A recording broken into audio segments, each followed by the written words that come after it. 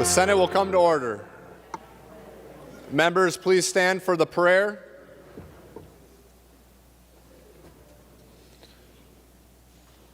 Today's chaplain is Reverend Hans Jorgensen from St. Timothy Lutheran Church in St. Paul.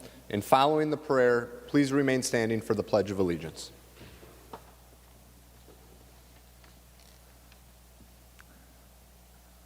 Loving God, we come into the brilliance of your presence, longing for the warmth of your Son to power our ability to lead, to persuade, to see, to govern well.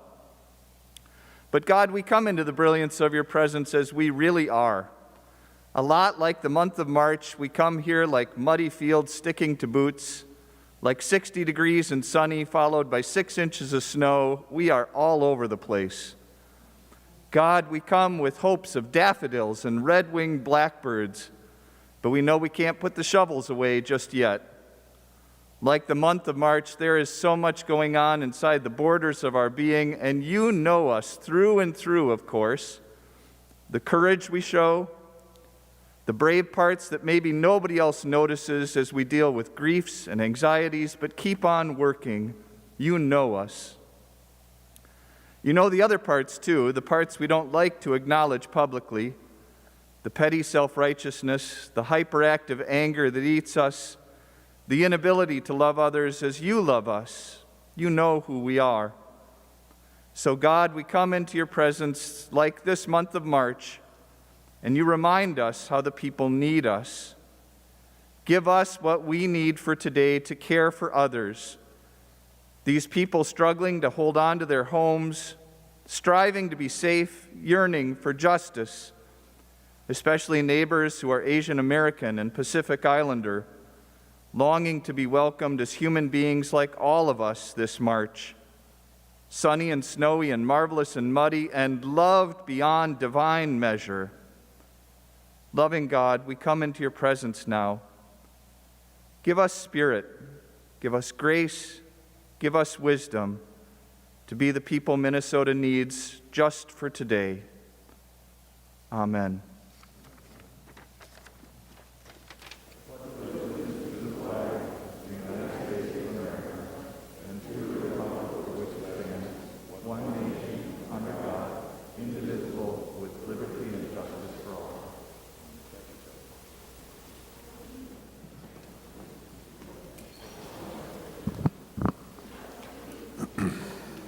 The Secretary will take the roll. Senators Abler, Anderson, Bach, Benson, Bigham, Carlson, Chamberlain, Champion, Clausen, Coleman, Swedzinski, Dames, Dibble, Dornick, Draheim, Duckworth, Dietzick, Eaton, Eichhorn, Eakin, Fate, Franzen, Frenz, Gazelka, Goggin, Herr, Hoffman, Housley, Howe, Ingebrigtsen, Isaacson, Jasinski, Johnson, Johnson, Stewart, Kent, Kiffmeyer, Klein, Coran, Kunish, Lang, Latz, Limmer, Marty, Matthews, McEwen, Miller, Murphy, Nelson, Newman, Newton, Osmic, Pappas, Port, Pratt, Putnam, Rarick, Rest, Rosen, Rude, Senjum, Tomasoni, Torres Ray, Utke, Weber, Westrom, Uyghur, Wickland. Pursuant to Rule 14.1, the following members intend to vote under Rule 40.7. Senators Anderson, Carlson, Champion, Clausen, Coleman, Dibble, Eaton, Fate, Isaacson, Klein, Latz, Marty, McEwen, Newton, Osmic, Putnam, Rosen, Senjum, and Wickland. A quorum is present. Members, we're working off a Senate agenda and an addendum this morning. First, we'll start with the second order of business, executive and official communications. Please make note of the communications listed in the agenda. There's no further action required on those communications. Next, we'll move to the fifth order of business, reports of committees. Senator Gazelka. Thank you, Mr. President. I move the committee reports printed in the agenda and addendum be adopted with the exception of the reports pertaining to Joint Rule 2.03. Discussion on the Gazelka motion. Seeing none, all those in favor say aye. Aye. Opposed say no. Motion prevails. Next, we'll move to the sixth order of business, second reading of Senate bills. The Secretary will read the Senate file numbers. Senate file numbers 1913, 1665, 443, and 1417. These Senate files are given their second reading. Next, we'll move to the eighth order of business, introduction and first reading of Senate files. Listed in today's introduction calendar are Senate file numbers 2156 through 2199. These Senate files are given their first reading and referred as indicated. Next, we'll move to the ninth order of business, motions and resolutions. We have several authors' motions listed in the agenda. We'll take these authors' motions as one motion. All those in favor say aye. Opposed say no. Motion prevails. Senate Resolution number 40 will be referred to the Committee on Rules and Administration. Remaining under motions and resolutions, we're going to move to the addendum. The Secretary will read Senate Concurrent Resolution number 4. Senators Gazelka and Kent introduce concurrent resolution number 4, a Senate concurrent resolution relating to adjournment for more than 3 days. Senator Gazelka. Thank you, Mr. President. I move that Senate Concurrent Resolution number 4 be adopted. On that motion, Senator Gazelka. Thank you, Mr. President. This is in regards to the spring break we have for Easter, Passover week, and the days that we have off. Discussion to Senate Concurrent Resolution number 4. Seeing none, all those in favor of adopting Senate Concurrent Resolution 4, please signify by saying aye. All opposed say no. Motion prevails. The Secretary will read Senate Concurrent Resolution number 5. Senator Gazelka introduces Senate Concurrent Resolution number 5, a Senate Concurrent Resolution relating to Minnesota's peacetime emergency, terminating the peacetime emergency pursuant to the authority granted under Minnesota statutes, Section 12.31, Subdivision 2, Paragraph B. On that resolution, Senator Gazelka. Mr. President, I move that Senate Concurrent Resolution number 5 be adopted. And on that motion, Mr. President, this is the resolution that ends emergency powers. And members, we've done this a few times, and it is my hope that the House will join us in this endeavor. I think it's important for Minnesota. If you think about it, over the last year, really, the Minnesotans have had to wait for the governor to make announcements on every move that we've made, from businesses and how they operate to churches, nursing homes. Everywhere you turn, every part of your life has been simply waiting for an announcement from the governor. And today, members, voting to remove the emergency powers is important, but it is a reflection of the growing optimism that the people of Minnesota have. The fact that over 2 million vaccines have already been distributed in Minnesota. I believe the number is 76% of people over 65 have already got the vaccine. That was where the real serious danger was, where the vast majority of all the deaths occurred was 65 and over. Well, Mr. President, those people that wanted the vaccine have received the vaccine. There may be a few more left, but frankly, that is really good news. And what's happening around the state, you can go to hospital where there are 0 people needing an ICU bed because of COVID. Many hospitals, 0. I mean, I think it's something like 7 beds for ICU beds for COVID. I mean, it's next to nothing. That is really, really good news. And as we move through that period where people that had COVID before the vaccine that are over 65, as we move through that cycle, the deaths are going to go down and down and down, and that is awesome news for Minnesota. So what is then this about, removing the emergency powers? What does it mean? Well, it doesn't mean an end of the seriousness of COVID. We need to pay attention to it. But what it does signal to Minnesota is that the legislative branch is now working with the governor on all of the issues that we deal with, on COVID and the last vestiges of COVID, but on everything else that we are working together. That brings more hope to the people of Minnesota. So, members, this is an important vote, and it's an important time. And as we get to this point, it encourages the House, let's move together. we're going to extend our hand to the governor and say, if there's some truly specific COVID issue that you feel like you need some extra help on, we need to solve that for them. But it can't be on policy issues. It's just got to be COVID. So, members, I would ask for a green vote. And I want a roll call. Senator Gazelka requests a roll call on Senate Concurrent Resolution number 5. A roll call is granted. Further discussion on the resolution, Senator Frentz. Well, thank you very much, Mr. President, and thank you, Senator Gazelka, for a chance to discuss the emergency powers. Are we in an emergency? 48 states in this country say we are. The federal government says we are. The last president said we were, and the current president says we are. 1 year into this pandemic in this chamber, we are still waiting for an answer why Minnesota should be different from all these other jurisdictions. I'd ask members to vote no on the concurrent resolution. We've made points on this floor before about emergency powers. We've talked about the problems in Alaska they had, how the governor of Texas eliminated the mask mandate but said he was keeping the peacetime emergency in his emergency powers. The fatality rates in Minnesota compared to South Dakota and North Dakota. Our administration's approach seems to have saved 5,000 lives when compared to those places. Minnesota ranks number 1 for child health, number 6 for vaccine distribution. All of those arguments remain the same as they were earlier this week.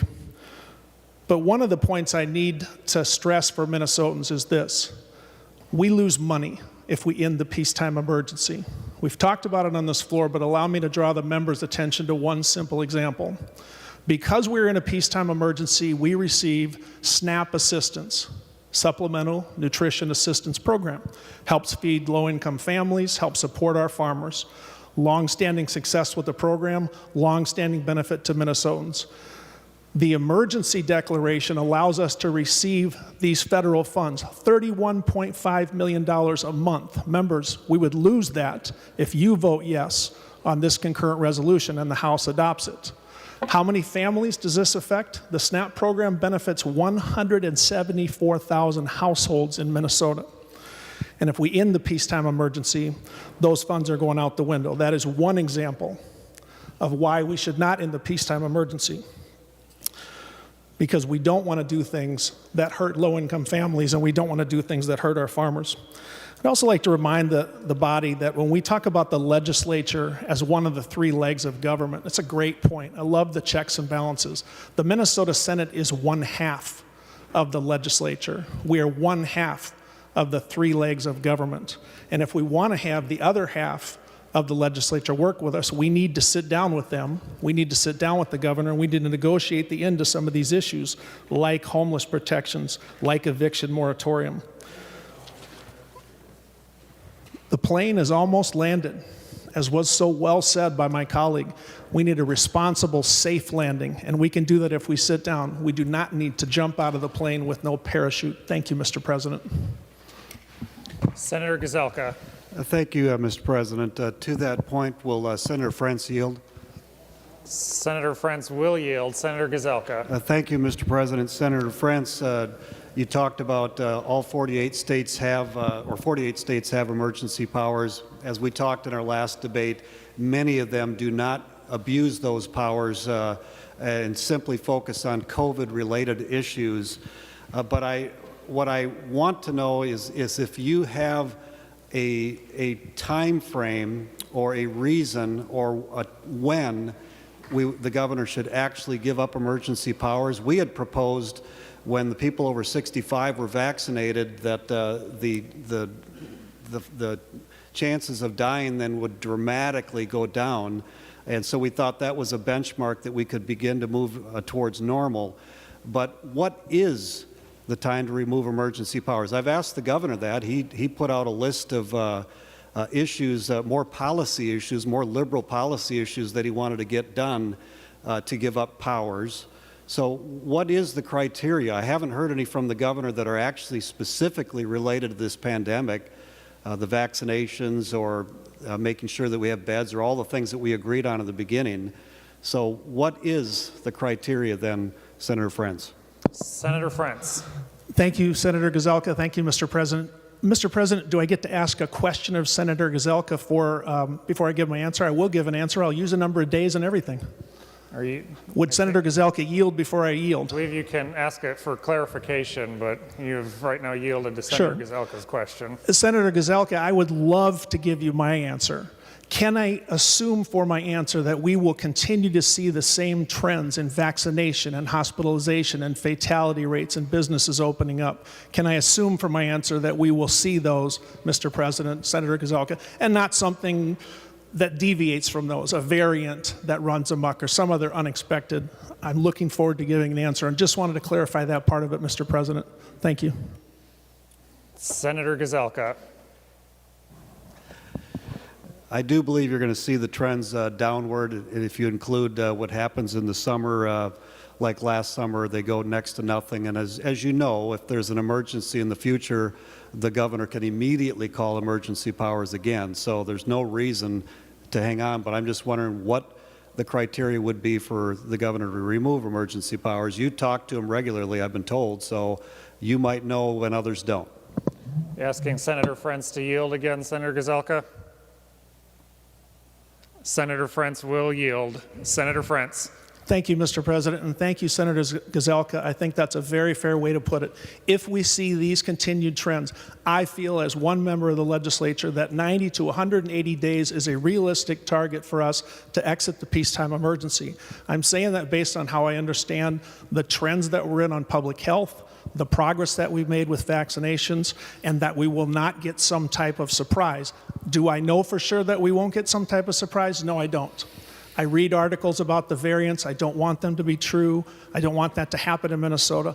I don't have a crystal ball. But I think that time frame is realistic for us. And as far as criteria go, Senator Gazelka, I think our party and your party are talking about the same things. We want to see a sign that the pandemic is at an end and that we can get back to normal. I might place more emphasis on the fatality rate than you, but I think we're looking at the same criteria. Thank you, Mr. President. Thank you, Senator Gazelka. Senator Gazelka. Next up, Senator Murphy. Thank you, Mr. President, and members. And for Senator Gazelka, when you have an infection and you get a prescription for a bottle of antibiotics, you're reminded you have to take every pill in the bottle. And often the infection that you have starts to feel better, and a lot of people abandon those antibiotics, and sure enough, the infection returns. So I think we need to listen to the advice of healthcare providers right now with regard to the pandemic. And while we might want to set aside the bottle of antibiotics, the infection isn't quite through yet. So just in case you're thinking about a good healthcare metaphor, that would be one.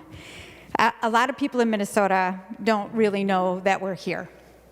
They're not paying attention to us in this body. This is not their day-to-day existence, nor is it something that they're necessarily interested in. In fact, I think there are a lot of people that wish we weren't here when we think about the popularity of legislatures together. But I'm here, and I think this work is really important, and I'm grateful to serve in this body with all of you. And my purpose, of course, is for the people of Minnesota. I think this is our 11th week of this session. It's the 4th time that we have debated emergency powers. It's a debate about our power. It's a debate about the power of this body and the power of the governor.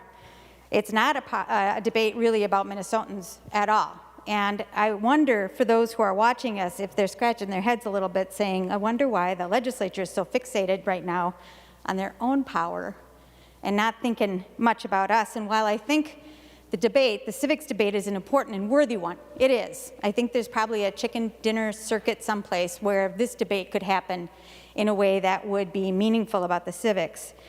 But right now, we are spending precious and finite Senate session days talking about our power. And we're not talking about the things that Minnesotans are telling us they want us to work on. I came here to serve the people, to build our future, to improve our lives. And I bet most of us are here for that very same purpose. And so when I think about the debate that we're having today about this concurrent resolution, for which I will not vote, I wonder what Minnesotans who are listening are thinking.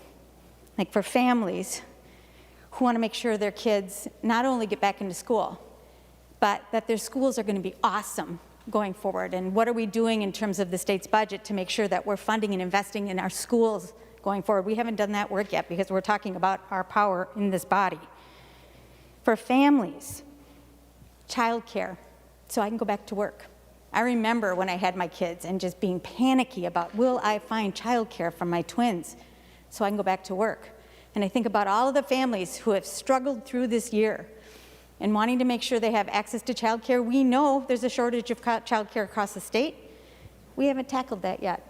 We're talking about emergency powers, our power and the governor's power, but not about childcare for families. We've not taken up essential leave for frontline workers yet, who have made Minnesota work for the rest of this year. Senator Benson, for what purpose do you rise? What is the question before the body? Senator Benson, we are on Senate Concurrent Resolution number 5. And point of order, Mr. President, I believe State your point of order. I believe that would compel Senator Murphy to keep her comments to our position vis-a-vis the governor's emergency powers and not all the other work that the legislature might be undertaking. Senator Murphy, many issues are working their way through committees right now. Before the body right now, Senate Concurrent Resolution number 5. Senator Murphy. Thank you, Mr. President. Thank you for engaging in the debate with me. I believe the issues that I'm talking about are directly related to Concurrent Resolution number 5 because we're spending another session day talking about our power and not about the work we need to do to improve the lives of Minnesotans. The workers of Minnesotans who have made Minnesota go through the course of a pandemic, people who are worried about losing their home, who have lost their job and don't know what the future holds for them, are waiting for us to act. When I think about housing and infrastructure, or the Promise Act to rebuild Lake Street and University Avenue in North Minneapolis, all of those issues. And Minnesotans who have struggled and are suffering through this year have got to be wondering what the heck is going on inside that chamber for the 4th time. Not to mention all the special sessions that came before this. They are debating one more time their own power. What about us? I came here to serve the people of Minnesota. I am here for the people of Minnesota. I bet you are too. We're here together to improve their lives, and we're spending another precious day fixated. You are fixated on this power instead of doing the work we need to do for the people of Minnesota. That is directly related to Concurrent Resolution number 5. We're here for the people. I'm here for the people to improve their lives. We should vote against this and use the precious time we have left for this session. Devote it to the people of Minnesota. Thank you, Mr. President. Next is Senator Port. Thank you, Mr. President. As a new member, one of the things you hear a lot is that I have an election certificate, same as everybody else. We all in this body have election certificates. And the governor's emergency powers don't strip us of those election certificates. This body has tremendous power. And the way that we spend our time is the measure that Minnesotans use to decide how we've used that power. I'm hearing about people worried about the end of the eviction moratorium and what that will look like for families and for landlords just weeks until we get federal money that will help bring those families and those landlords whole. If we end emergency powers now, before we have received that money, before the good bipartisan work that we are doing in the Housing Committee can actually come to create that off-ramp that is necessary to keep families safe and to protect the landlords that help house our families all across the state of Minnesota, we will have done a disservice to those families. We are doing good work together, and we need the time to finish that work. It takes time to get all of the people at the table to figure out the complicated off-ramp to end the eviction moratorium, and if we do that too quickly, we risk putting Minnesotans out on the street, we risk spikes in COVID, and we risk landlords not having the money that they need to continue to house Minnesotans. We all have election certificates. We can choose to use them. Additionally, it is Women's History Month, and this pandemic has caused a generations-large backslide in women in the workforce. This is a huge challenge that we are going to have to face together.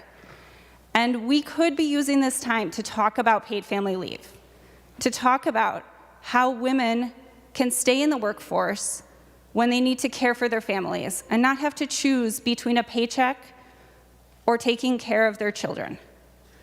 This is a thing that should be moving through committee, Mr. President, but isn't. We are not debating it here in this body, and we should be, because Minnesotans sent us here to do work on their behalf. And I believe in many ways we are doing that. But today we're choosing to talk about ourselves, to talk about powers that we want, when we are not stripped of our powers. Every day we have the choice in how we use our election certificates, and I encourage us as a body to vote no on this and to get back to the important work of caring for Minnesotans. Next is Senator Miller, followed by Senator Rude. Senator Miller.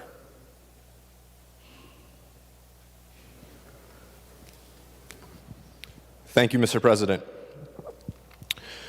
Earlier this week, I heard from local public health officials that the Minnesota Department of Health was slashing their vaccine allotment for this week. And I asked myself, why in the world would the Department of Health slash Winona County's vaccine allotment? Well, it turns out that they base their prioritization on how well a county is doing based on their vaccine distributions. So in this case, Winona County is doing a phenomenal job of distributing COVID-19 vaccines to local residents. But the Department of Health penalized them for doing a good job. That's right. The Department of Health slashed the number of vaccines allocated to Winona County because they're doing a good job. Think about that, members. They got penalized for doing a good job. Instead of penalizing Winona County for doing a good job, I would encourage the Minnesota Department of Health to call on Winona County, learn about their knowledge and their expertise and the experiences they're having, and perhaps they can use that to do better in other parts of the state. But members, herein lies the larger issue. It is time for the governor to relinquish his emergency powers and start engaging us, the legislature, and start engaging the people of the state of Minnesota. Each one of us in this chamber was elected by the majority of the constituents that we have the honor of representing. The same goes for the members of the Minnesota House of Representatives. The same goes for the governor. But members, the election is over.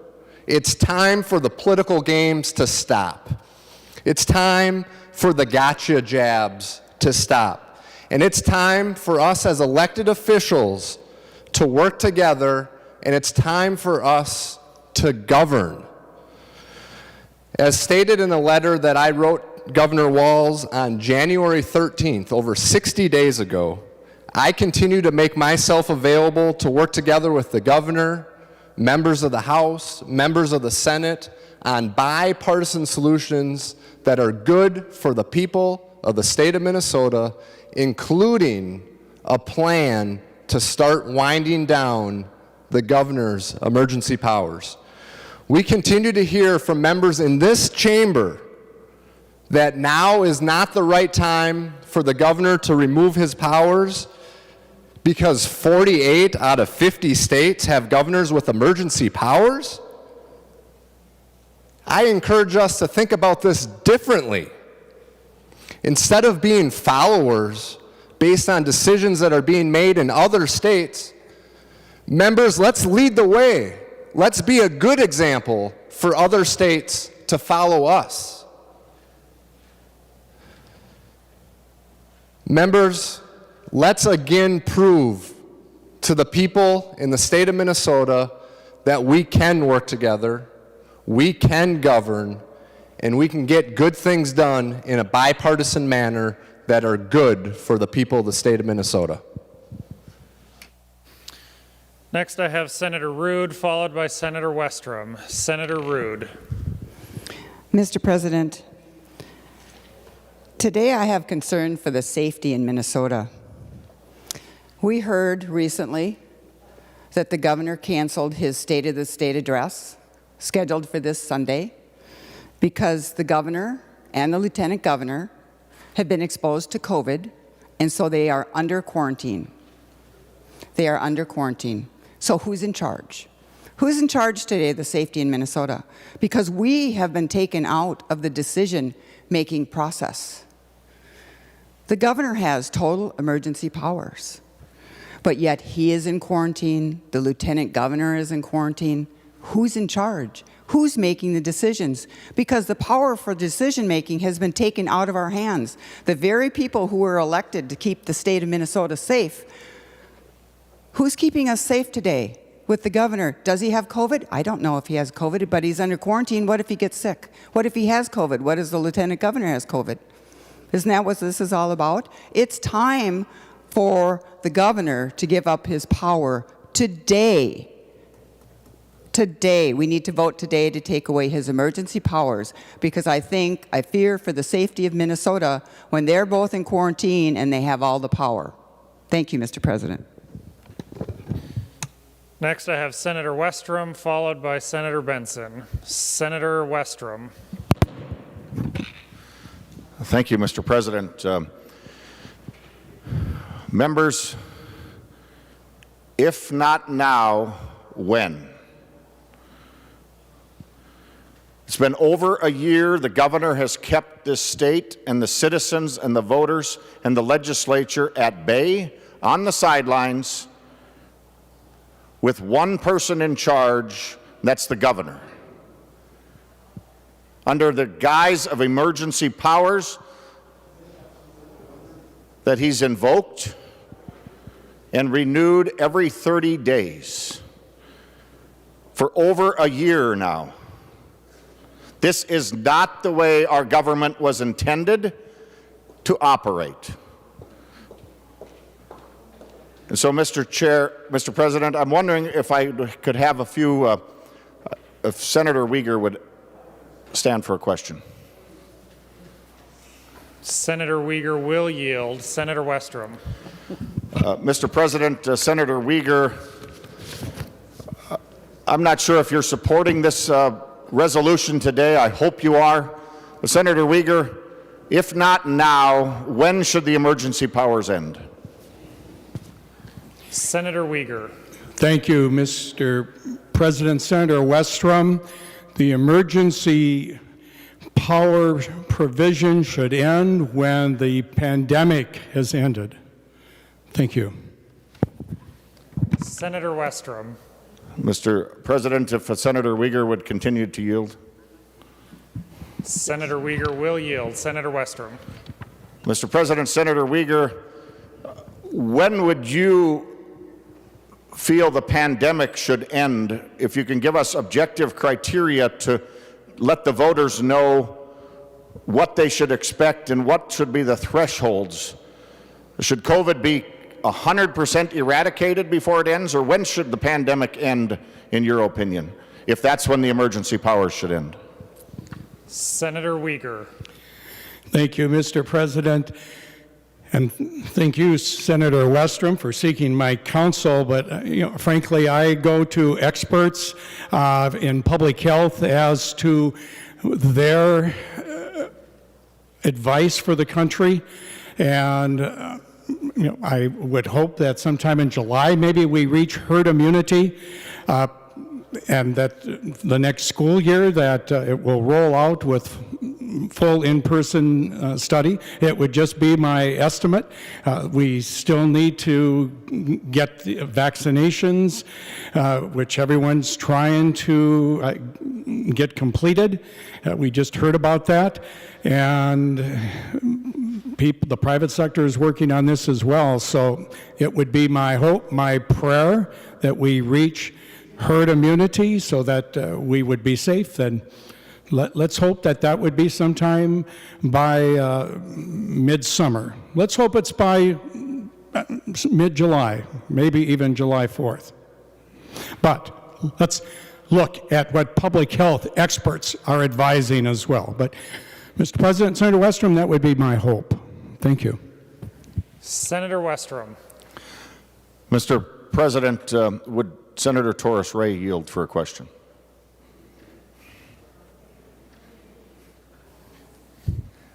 Senator Torres Ray will yield. Senator Westrom. Mr. President, Senator Torres Ray,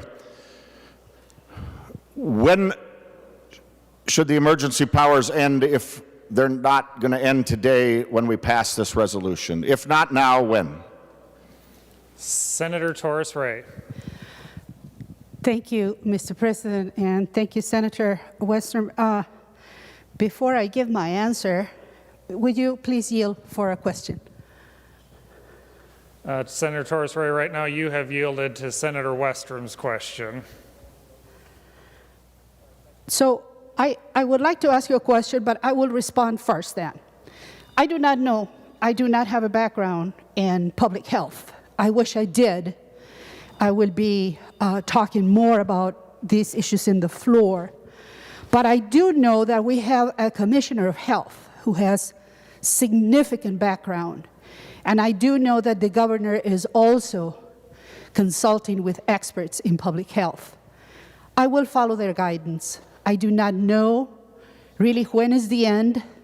I don't know, the measures of vaccines. I know we're doing very well in terms of making sure that the vaccine that is available in the state of Minnesota is provided to different universes that are vulnerable and that they get it immediately.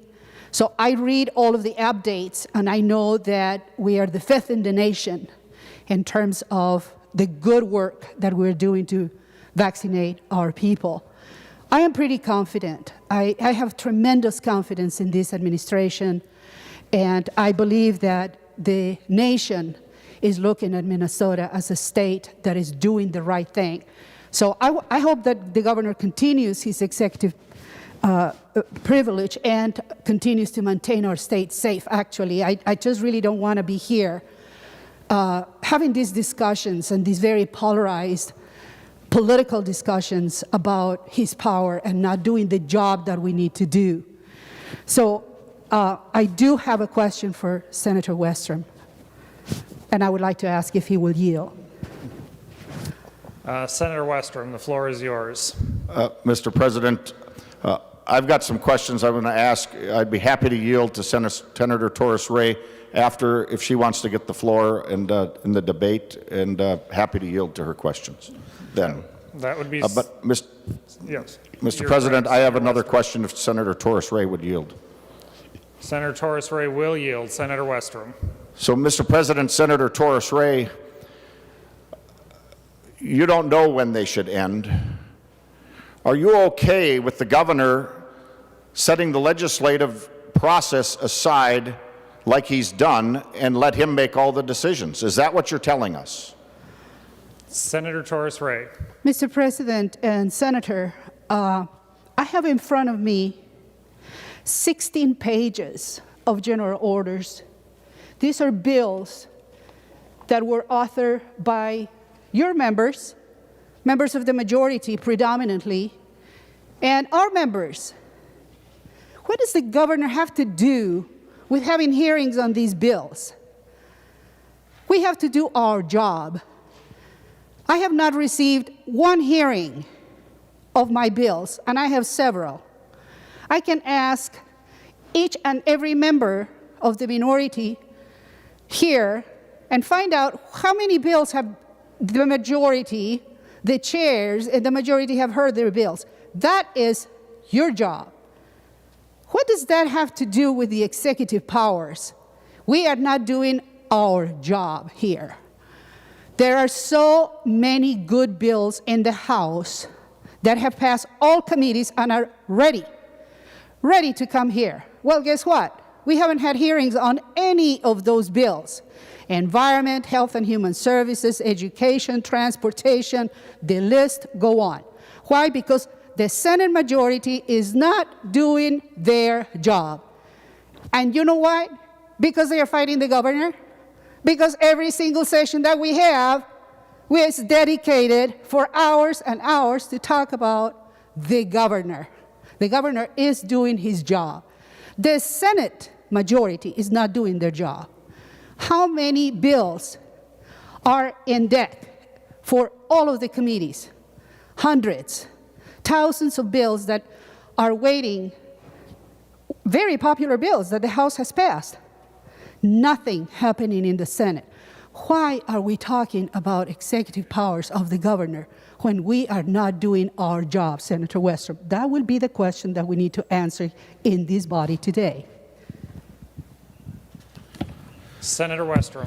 Well, Mr. President, Senator Torres Ray, thank you for touching on my next points, because you've just illustrated to everybody watching and to everybody here in the Senate of why it's so important to pass this resolution today to revoke the governor's emergency powers. So thank you for your answer, and I will answer that question. But what does it matter if the legislature passes anything, Senator Torres Ray, if you want to continue giving the governor all the power? Because right now the governor sets the legislature aside, even though we're designated a co-equal branch in the state constitution. And you want to continue to keep the governor solely in charge over Minnesotans. He has violated statutes. It doesn't matter what bills you want to pass or we want to pass if you want to continue keeping the governor in charge. He doesn't respect the laws we've passed. He doesn't follow statutes. He doesn't follow rules. If he decides he wants to change something, he's changed it. That's the whole reason we're here revoking the emergency powers, Senator Torres Ray, so those pieces of legislation that we debate in committees through the legislative process, whether it's Democrat or Republican bills, you know from experience most of the bills introduced don't make it into law, but we all try because we represent our districts. Those bills come to us in ideas from constituents in many cases, life experience. Other groups come to us and make us aware of issues that need to change, and we debate, we work on those issues, we change statutes, we adopt things, we repeal statutes because it's not working right. That's the republic form of democracy we have here in our state, in our country. But by staying in the emergency power mode that we're in now, that your vote against this resolution will continue, those bills debated will not be respected nor followed if the governor doesn't want to. That is not how our government should be functioning or operating. If it needs to be changed, it should be changed in the process of the legislature, and the governor signs it into law. And now we're in over a year of emergency powers where he has sole authority or taken it, and yet hasn't been struck down by the courts. Those cases are still moving forward, but we have a way to bring back the legislative process, and that's terminating these emergency powers today. So thank you, Senator Torres Ray, for highlighting the importance of why passing today's resolution is so very important.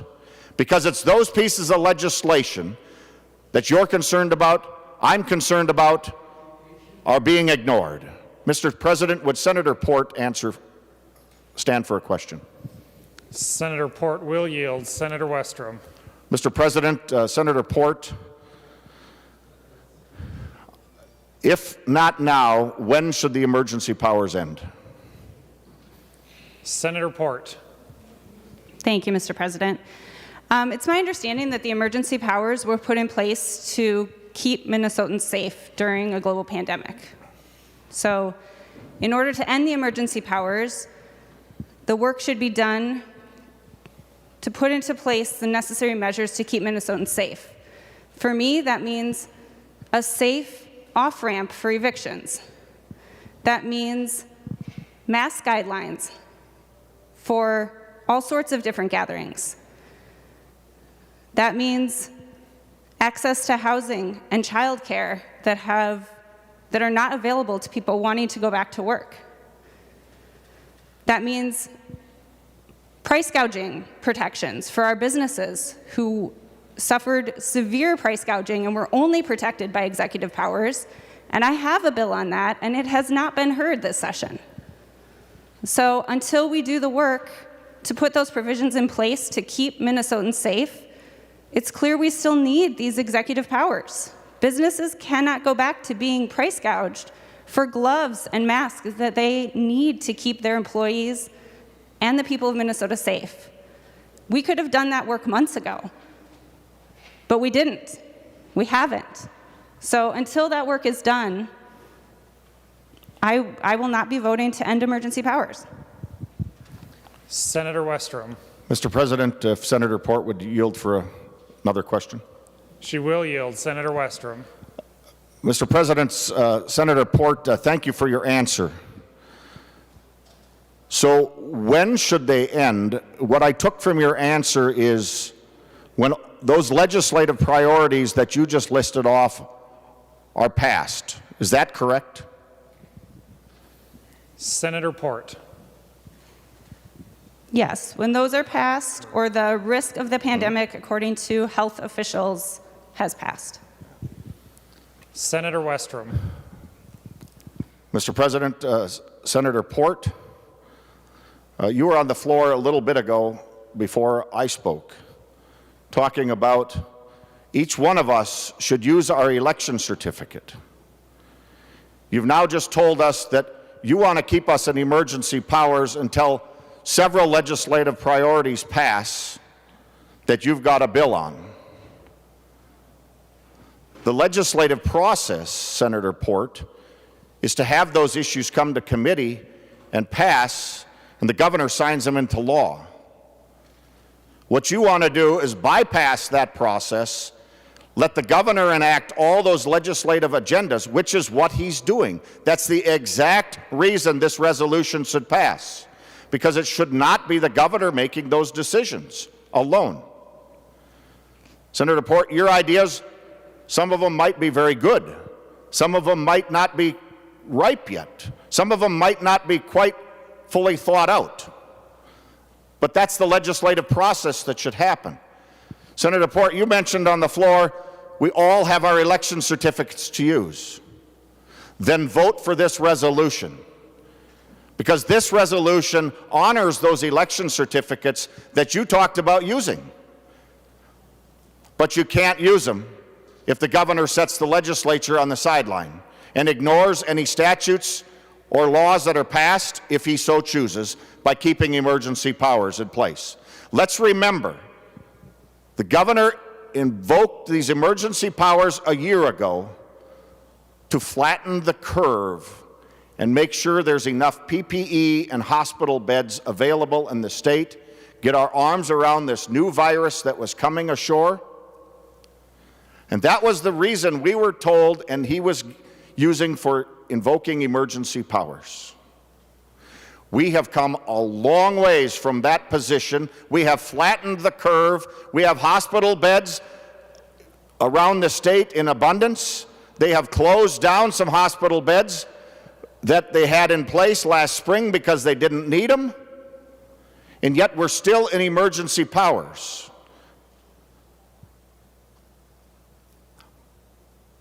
But we've got the opportunity today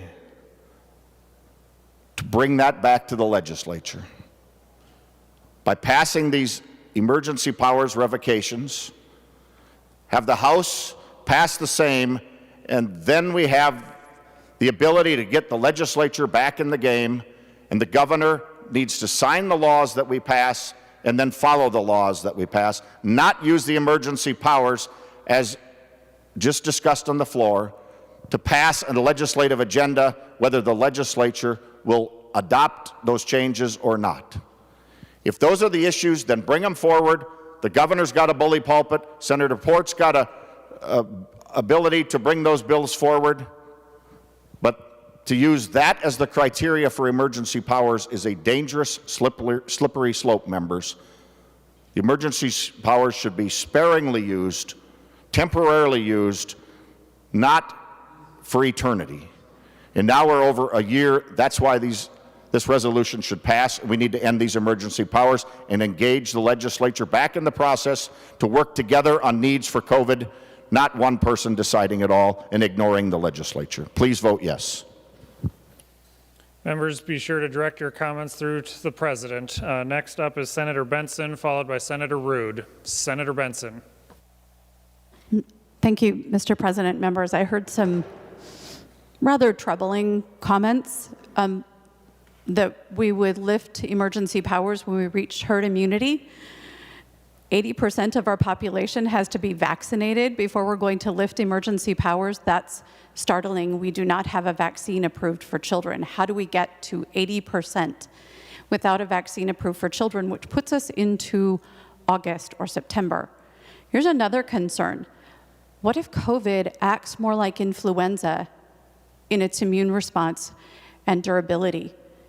So every fall, we would have to get to 80% of our population vaccinated if herd immunity becomes the standard.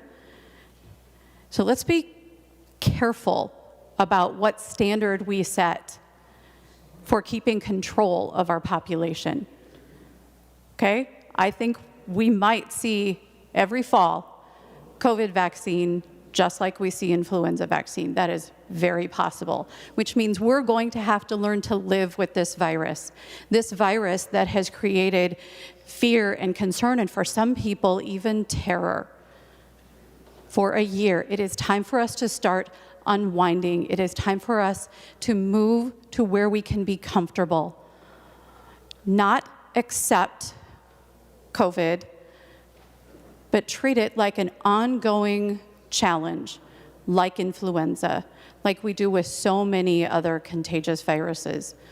Members, this isn't going away. We're going to have to adjust.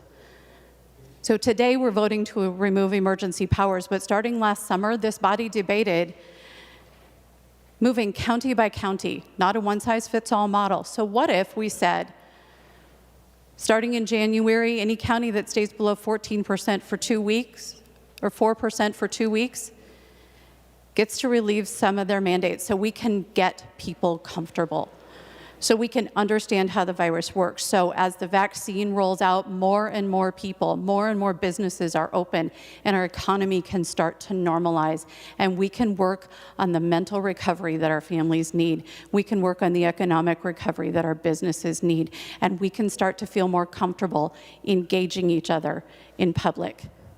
We cannot stay hunkered down in fear. This is not going to work for very long. Minnesotans are moving ahead of where this body is right now. Our vote today is a signal that Minnesotans are ready to move to the next phase.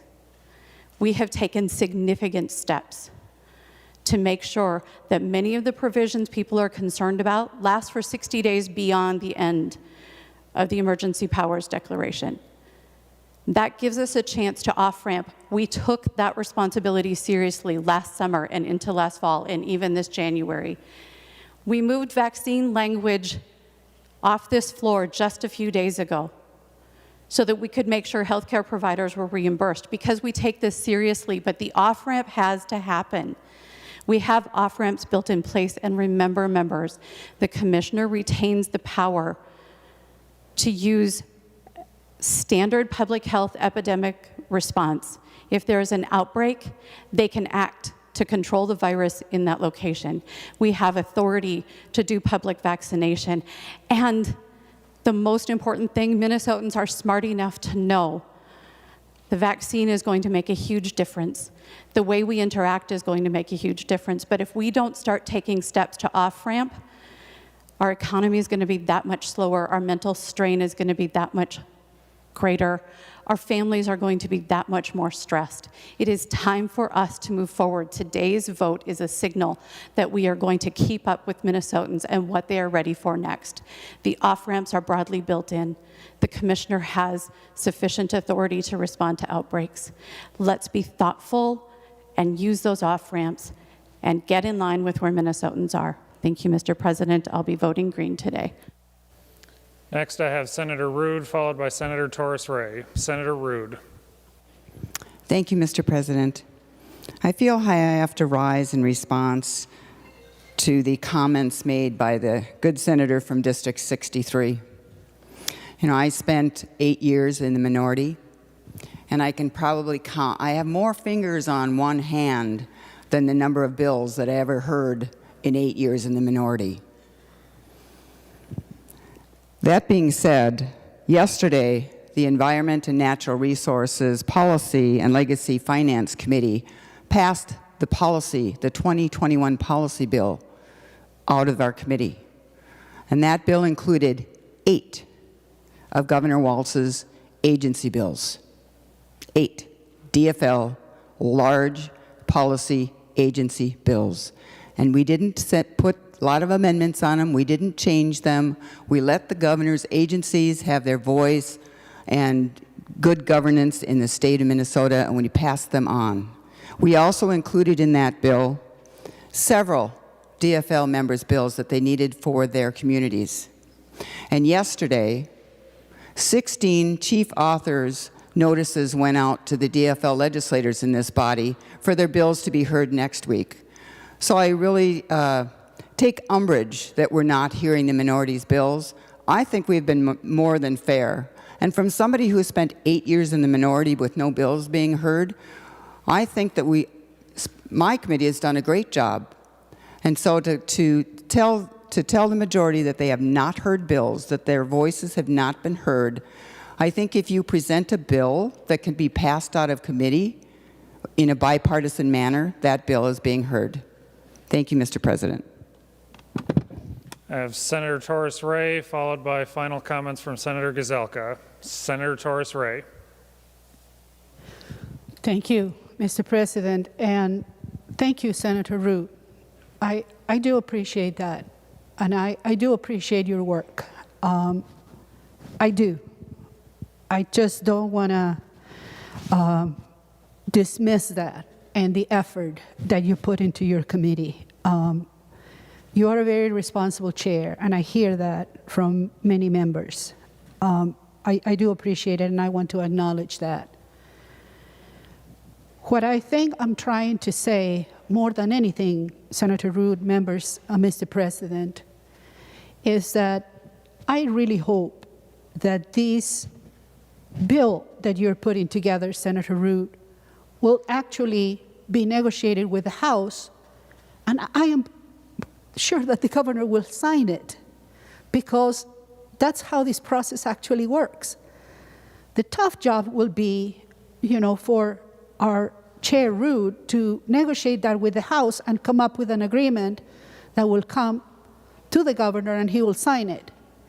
And I very much hope, Senator Root, that you're successful with that. Of course I do. How can I not be? I work in here, and I wish some of my more liberal bills will be in your bill, and they'll never make it. I know that. But I hope you do pass and make progress on those bipartisan bills, because we need to make little progress at a time. I get it. But, Mr. President, I do have a question for Senator Westrom, because he did say a couple of things about the topic that is before us, which is the governor and his executive power. So I do have a question for him, if he will yield for a question, please.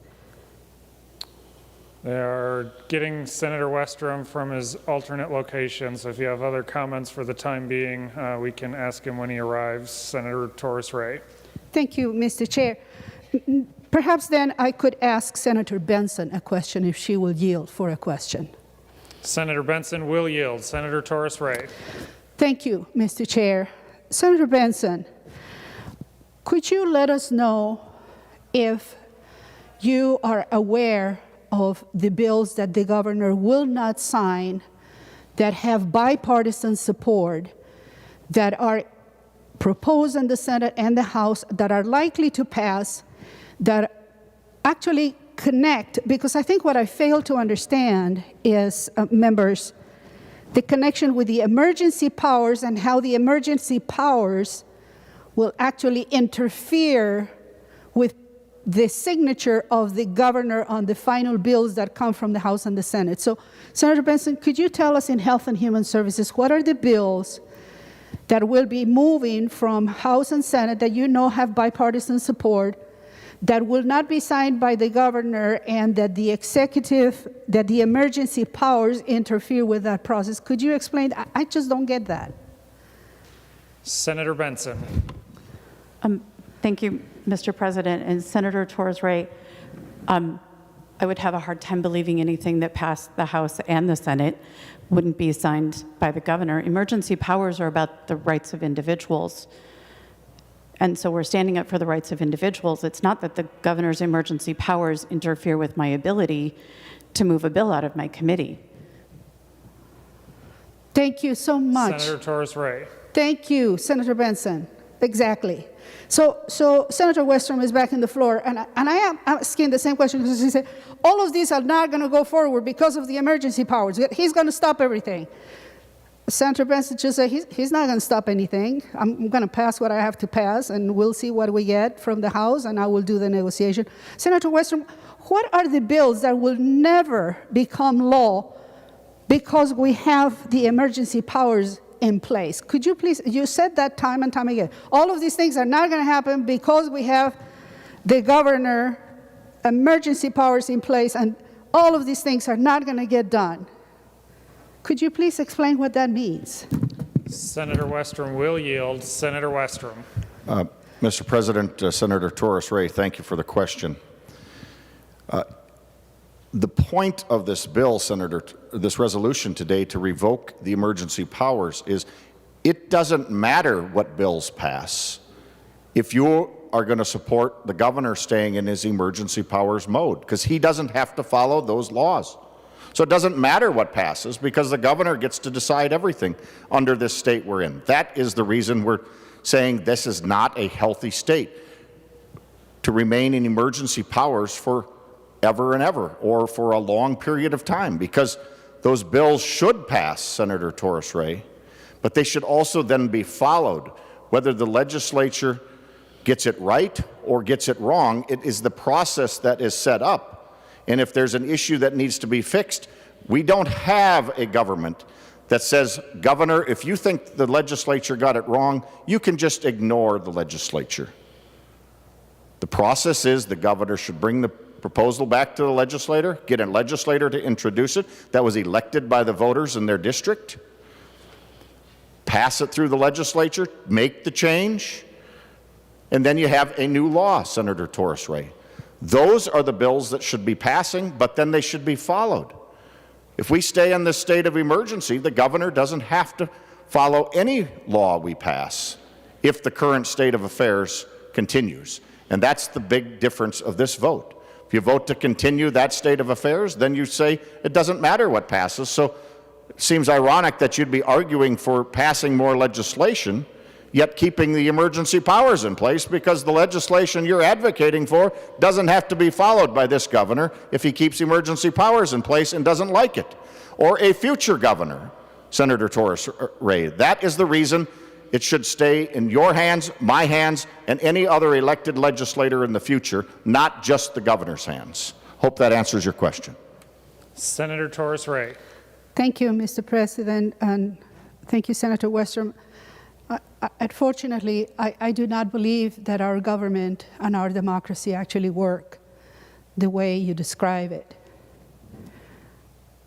The laws are in place, and we will follow these laws, regardless of the emergency powers that the governor has right now due to the pandemic.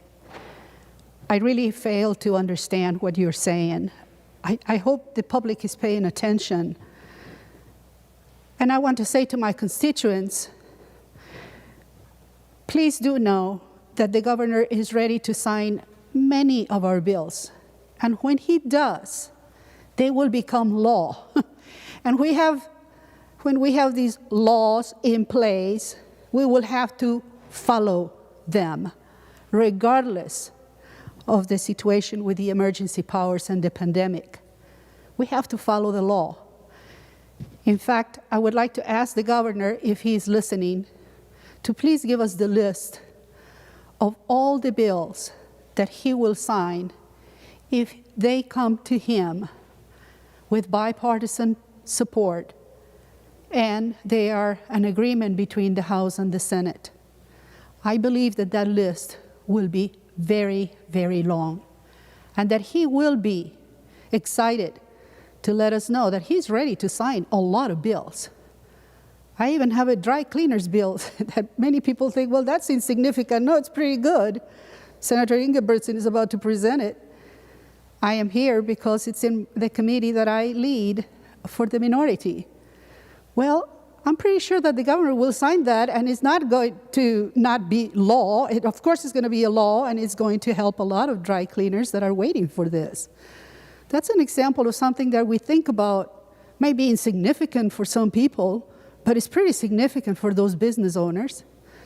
So, you know, the governor, I'm pretty sure, in fact, I'm going to ask the governor to send us a list of the bills that he will be happy to sign so that these policies become laws and they help Minnesotans from across the state. I hope he does, and I hope we understand the difference. I fail to understand why the majority keeps bringing this emergency powers conversation to the floor and uses this time to divide our state and send messages that are completely inaccurate. Thank you, Mr. President. Final comments on Senate Concurrent Resolution Number 5. Senator Gazelka. Thank you, Mr. President. Members, this issue will not go away until emergency powers go away. Working together, the legislative branch and the executive branch is the strength of the legislative process, and when we don't have that, the governor is prone to make mistakes. I think any governor is prone to make mistakes, but certainly many of the decisions related to COVID that he made by himself, people can look back now and say, why did you do that? Why did you say that bars could have 50 people and at the exact same time churches could only have 10 people? Why did you say that? If that had been with the legislative process, I'm convinced that that would not have happened. And there were so many decisions like that, that had there been more of the legislative process, it would have worked much, much better. But we present this today as good news, that we're at the place that we absolutely don't need to have these emergency powers. And in my conversation on the floor with Senator Friends, I asked, well, what would be the reason and when would that time happen? And he said, I need to see a sign. I thought he said 60 days, but I think he said 90 to 180 days. So I want to make sure that that's accurate. But what would be a sign? Well, here's one really big sign that is there right now, and the rolling average of number of ICU beds for COVID for the last month or so has been about 7 a day across the state of Minnesota. 7 ICU beds because of COVID being used. Think about that. That is not an emergency. That's a crisis that is gone. And now we also know that people over 65, the vast majority that have wanted to be vaccinated are vaccinated. And that was where all but a few hundred people died from COVID. All of them, but a few hundred. And so we've really focused on the main task of getting people vaccinated, and everybody joined together. There were some things that we would have liked to have done different, but 2 million doses have been administered and more will come. And when you add that number with the fact that there's virtually no ICU beds being used for COVID, that's all good news for us. And it does point to the fact that Minnesotans should demand that the governor release the emergency powers, which simply puts us into the place of working together. And what are we going to work on? Well, we told you from the beginning, Senate File 1 was getting our businesses back up and running. We passed that and sent it to the House. Senate File 2 was make sure that education, that kids are in the classroom full-time, that our local school districts have control, not the governor, about when they can be in school or not. That passed, we sent to the House. Senate File 4 was reforming emergency powers. We passed money for reinsurance to make sure health insurance rates are down. We passed money for law enforcement operations account to make sure there's resources for the riots that could happen along the pipeline up north or in Minneapolis as a result of the trial. And so we have passed a number of things. In fact, I think the questions about we're not doing anything might have been in reference to the House or to the other body that has passed maybe a third at most what we've done here in Minnesota. But the good news, Minnesotans and members, is that the vaccines are out, the virus is down, no beds are being used. We want to get back to normal, and this is a big step that will send a big sign to Minnesota that we're on our way. And the last thing I'll say is, if there is something that we need to work with the governor on that's truly related to the virus itself, COVID and the virus, vaccinations, any of the PPE that's needed, any of the things that are absolutely COVID and not a progressive agenda that they want to push, we want to work on those. If there's something out there that we need to work through with the governor, I heard Senator Miller give a passionate speech about that, and Senator Frantz on the other side of the aisle. I'm in. We need to get that stuff done, but emergency powers need to go away. So members, please vote green. We'll send it over to the House, and maybe this is the time that they'll agree with us. The Secretary will take the roll on Senate Concurrent Resolution number 5.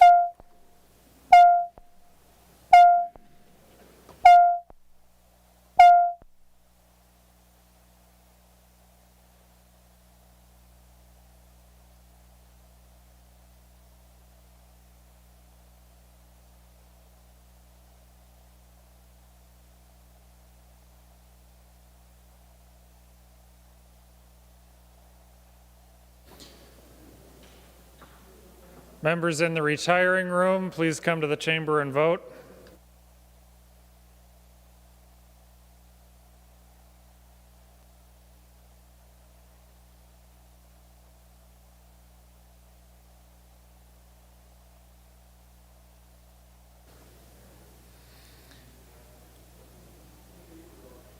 Members in room 303 and the President's office, please come to the chamber and vote.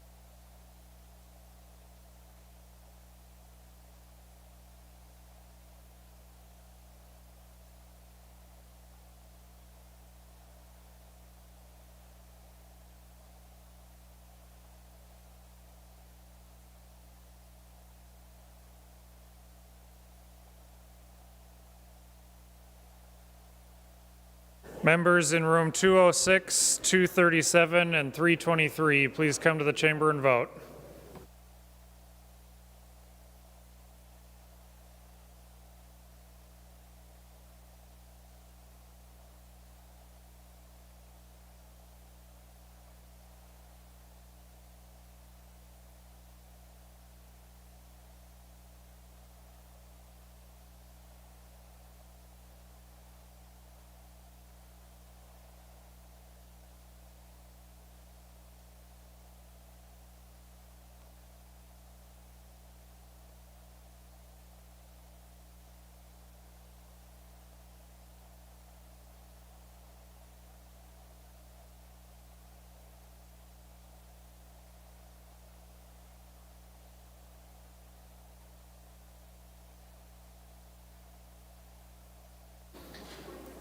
I'll call on Senator Frentz to report the votes of the members voting under Rule 40.7. Senator Frentz. Thank you, Mr. President. I report a no for Senator Carlson. Senator Carlson votes no. Members, please keep the volume down in the chamber. We're under roll call. Senator Frentz. Thank you, Mr. President. I report a no for Senator Champion. Senator Champion votes no. Senator Frentz. Senator Clausen votes no. Senator Clausen votes no. Senator Frentz. Senator Dibble votes no. Senator Dibble votes no. Senator Frentz. Senator Eaton votes no. Eaton votes no. Senator Frentz. Senator Fateh votes no. Fateh votes no. Senator Frentz. Senator Klein votes no. Senator Klein votes no. Senator Frentz. Senator Isaacson votes no. Isaacson votes no. Senator Frentz. Senator Latz votes no. Latz votes no. Senator Frentz. Senator Marty votes no. Marty votes no. Senator Frentz. Senator McEwen votes no. McEwen votes no. Senator Frentz. Senator Newton votes no. Newton votes no. Senator Frentz. Senator Putnam votes no. Putnam votes no. Senator Frentz. And Senator Wickland votes no. Wickland votes no.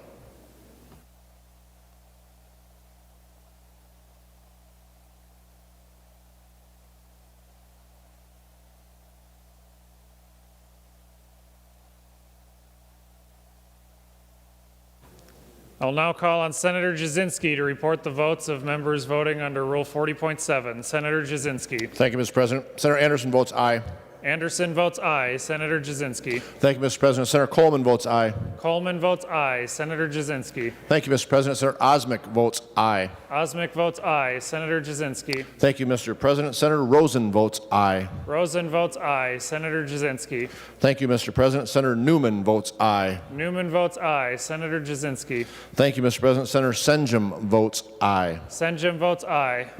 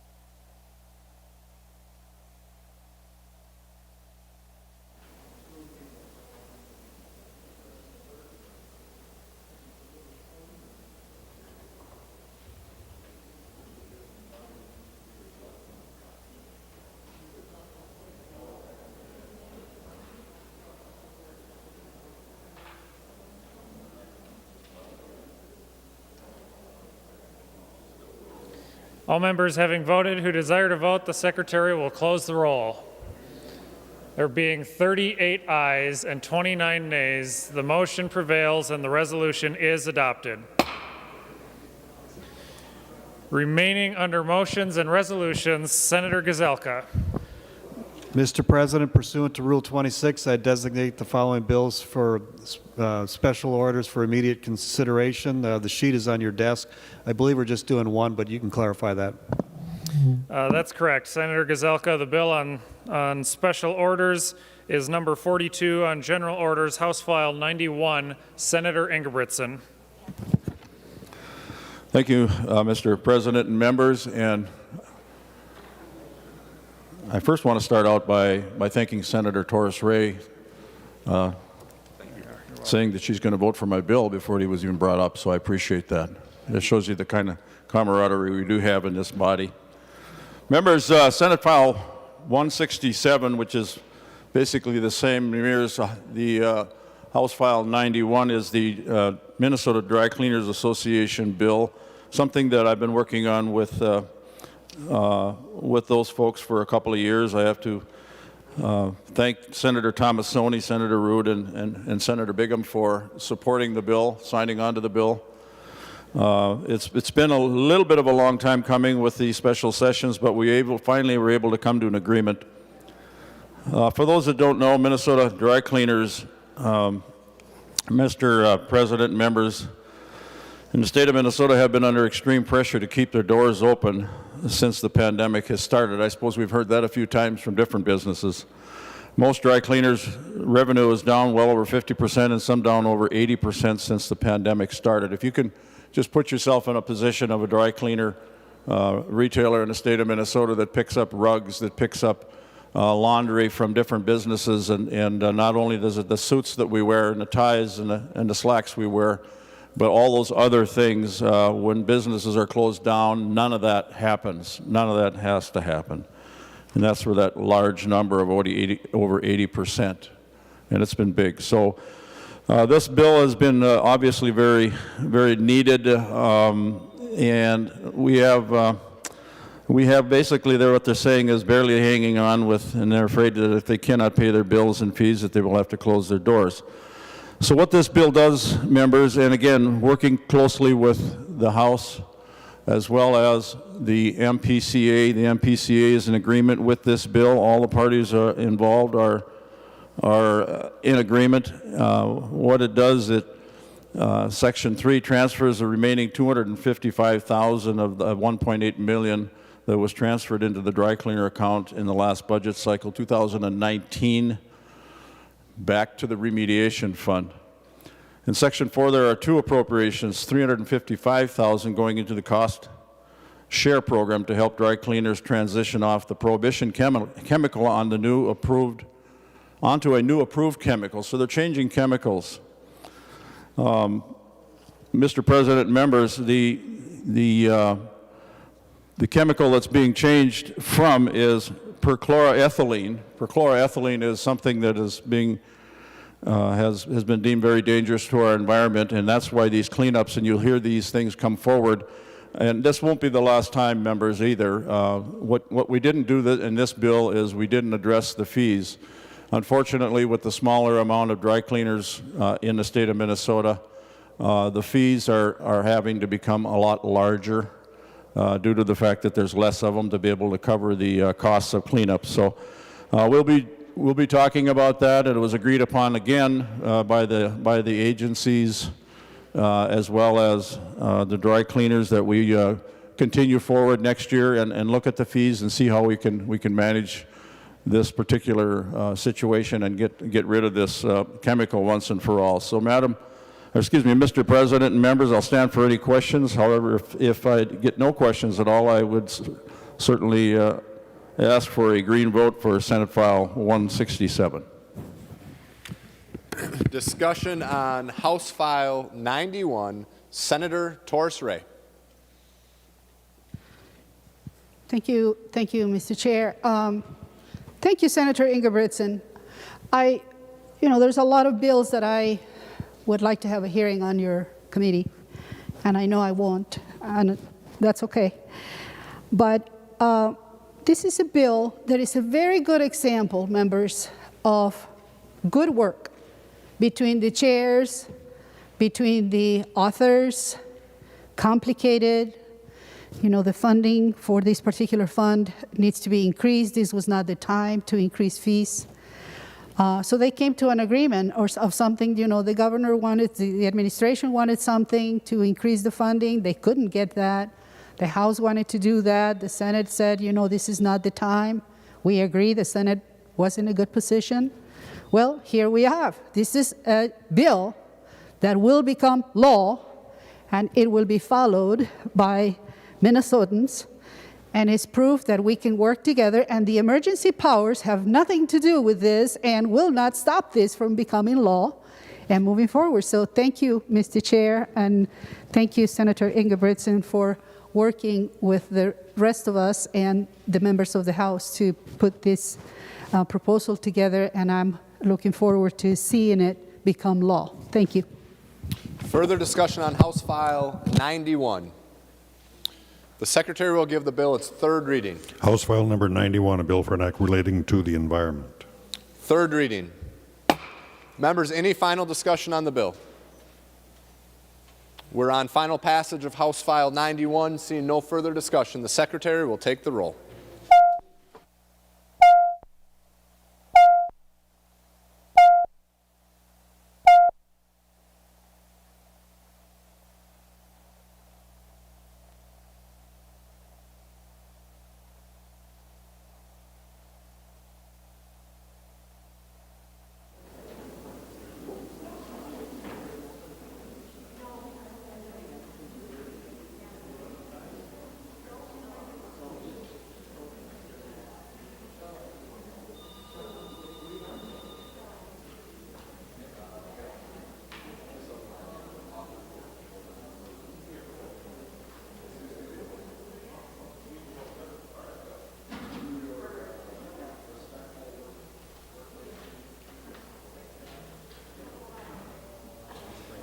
Members in the retiring room, room 303 and the President's office, please come to the chamber to vote. Retiring room 303 and the President's office.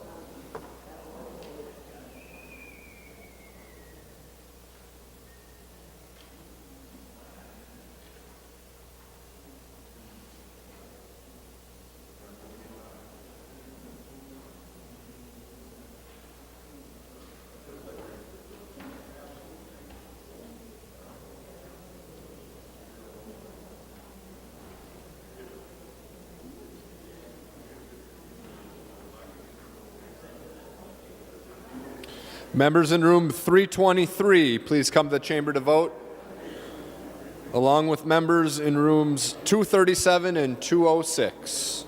Rooms 323, 237, and 206, please come to the chamber to vote.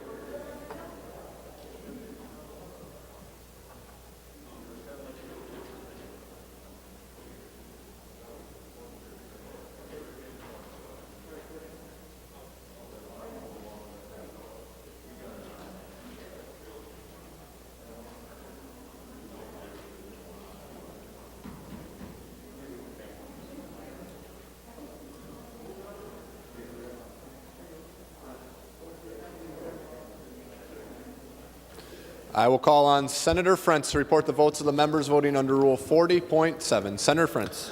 Thank you, Mr. President. Senator Carlson votes aye. Carlson votes aye. Senator Frentz. Senator Champion votes aye. Champion votes aye. Senator Frentz. Senator Clausen votes aye. Clausen votes aye. Senator Frentz. Senator Dibble votes aye. Dibble votes aye. Senator Frentz. Senator Eaton votes aye. Eaton votes aye. Senator Frentz. Senator Fateh votes aye. Fateh votes aye. Senator Frentz. Senator Klein votes aye. Klein votes aye. Senator Frentz. Senator Isaacson votes aye. Isaacson votes aye. Senator Frentz. Senator Latz votes aye. Latz votes aye. Senator Frentz. Senator Marty votes aye. Marty votes aye. Senator Frentz. Senator McEwen votes aye. McEwen votes aye. Senator Frentz. Senator Newton votes aye. Newton votes aye. Senator Frentz. Senator Putnam votes aye. Putnam votes aye. Senator Frentz. And Senator Wickland votes aye. Wickland votes aye. Senator Jasinski. Thank you, Mr. President. Senator Anderson votes aye. Anderson votes aye. Senator Jasinski. Senator Coleman votes aye. Coleman votes aye. Senator Jasinski. Senator Osmic votes aye. Osmic votes aye. Senator Jasinski. Senator Rosen votes aye. Rosen votes aye. Senator Jasinski. Senator Newman votes aye. Newman votes aye. Senator Jasinski. Senator Senjum votes aye. Senjum votes aye. Senator Jasinski. Thank you, Mr. President. Senator Westrom votes aye. Westrom votes aye. How does Jasinski vote?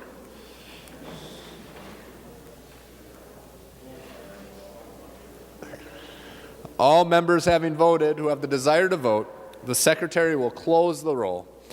There being 67 ayes and 0 nays, the bill is passed and its title agreed to. Remaining under motions and resolutions, Senator Benson.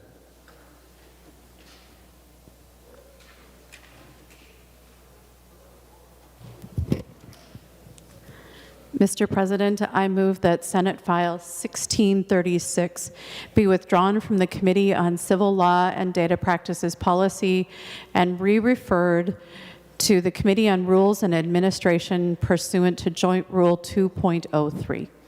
Okay, members, and Senator Benson, my understanding is this was a late bill, and that's why we're doing this. Is that correct? Mr. President, I just learned that it had not met deadline in the House, and so we are moving it. Discussion on the Benson motion. Seeing none, all those in favor say aye. Opposed say no. Motion prevails. Next, we'll move to the 13th order of business, announcements of Senate interest, and members, on behalf of the Secretary, I have an announcement to read. As a reminder, tomorrow is the last respectful workforce training for senators. This is a mandatory training, so if you have not gone through it yet this year, you will need to attend tomorrow's training. An email will come out later today with more details, so keep an eye out for that, and I believe it'll be via Zoom. Is that correct? Via Zoom, the meeting will be. Announcements of Senate interest. Senator Benson. Thank you, Mr. President. A point of information for the body. There was a statement earlier that there were dozens, I think was the number, of House bills that we could act on. Mr. President, I believe House File 114 and House File 91 are bills that we could act on. And I am happy to be corrected if there are more bills that have been sent from the House to this body, but I believe the number is 2. But I'm happy to be corrected. And Senator Benson, we just acted on House File 91 10 minutes ago. Any other announcements of Senate interest? Senator Gazelka. Thank you, Mr. President. I move the Senate now adjourn till Monday, March 22nd at 11 a.m. Senator Gazelka moves that the Senate do now adjourn until Monday, March 22nd at 11 a.m. All those in favor say aye. Opposed say no. The motion prevails. The Senate is adjourned.